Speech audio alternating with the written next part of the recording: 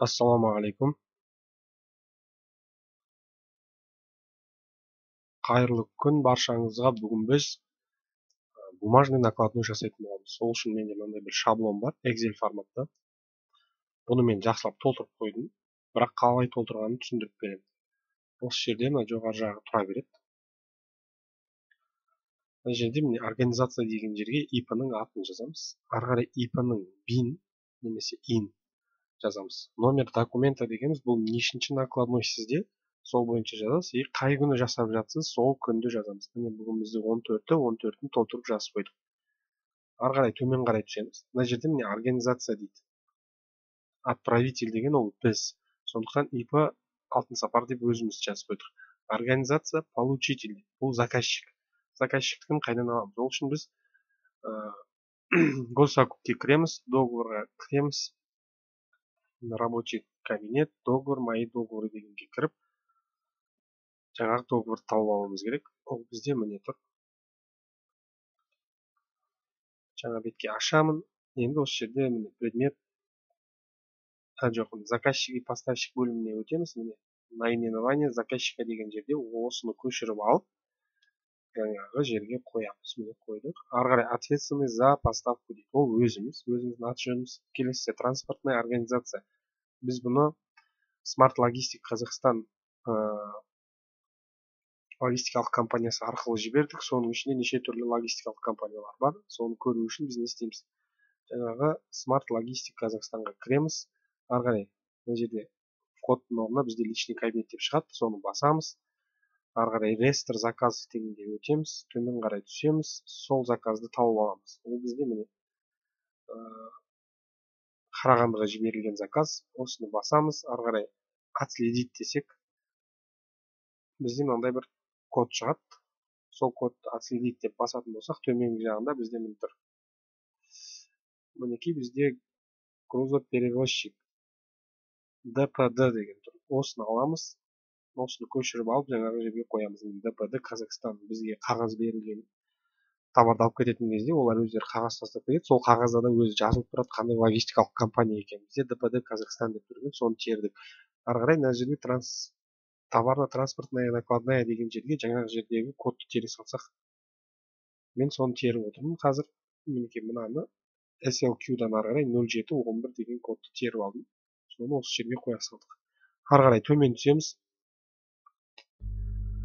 Мінекей бізде наименование характеристика дейді. Оны біз жаңағы договорға қайтадан өтеміз. Мінекей біз кірген договор. Осы жерде договор и согласование бөліміне өтіп, төмен қарай түсетін болсақ, мінекей бізде барлығы жазылып тұр. Наименование обогреватель деп соны жазып қоямыз. Жазып қойдық. Ары қарай мынау қажет емес. Единица измерения дейді. Міне штука деп тұр. Оны өзгертіп жазастырмын. Единица измерения штука. Количество EQ. Біз дәл солай жазып қойдық. Міне количество EQ. Мына жаққа да дәл соны 2 рет жаздық.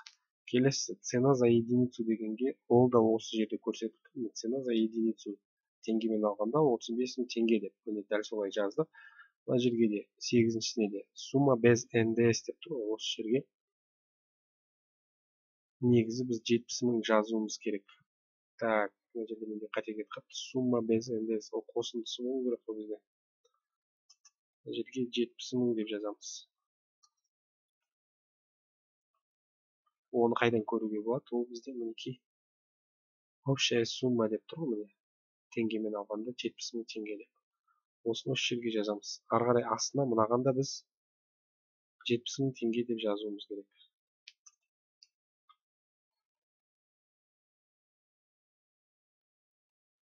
Так, мына жерге количествосы екеу.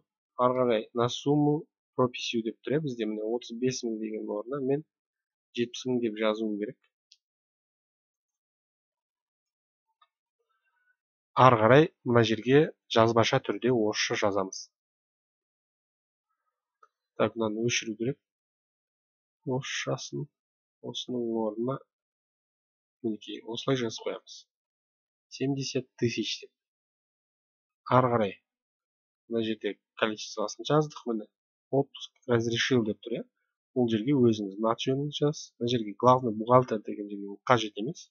Ары қарай отпустил деген жерге міне аты жөндеріңізді жазып қоясыздар. Енді осыны біз не істейміз? Осыны біз шығарып аламыз қағаз түрінде, сөйтеміз де печать болса мына жерге печать қоямыз. Печать жоқ болса без печати деп мына астына жазамыз. Мына жерге мысалы без печати деп. Без печати деп осы жерге жазамыз. Шығарып болғаннан кейін ручкамен жаза салуға да болады. Ары қарай мына жерге қол қоямыз және мына жерге қол қоямыз да соны